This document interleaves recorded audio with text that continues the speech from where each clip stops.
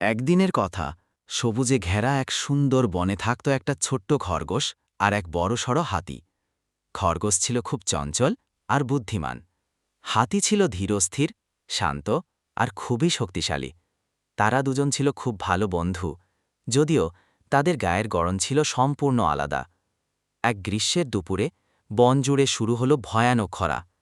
চারদিকে পানি শুকিয়ে গেল, গাছপালা মরে গেল।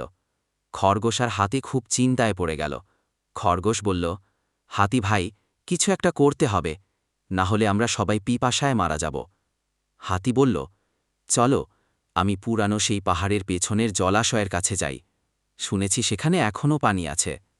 তারা একসাথে রওনা দিল। পথে অনেক কষ্ট করল। ছোট খরগোশ মাঝে মাঝে হাতির পিঠে চড়ে বিশ্রাম নিত।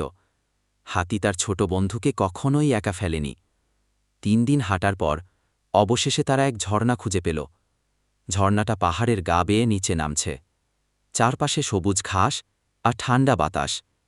তারা খুশি হয়ে সবাইকে খবর দিল। সবার জন্য পানি এনে দিল হাতি, আর খরগোশ ছুটে ছুটে সবাইকে খবর দিয়ে আনল। বনের সবাই বুঝল, গায়ের গড়ন বড় বা ছোট হলে কিছু যায় আসে না।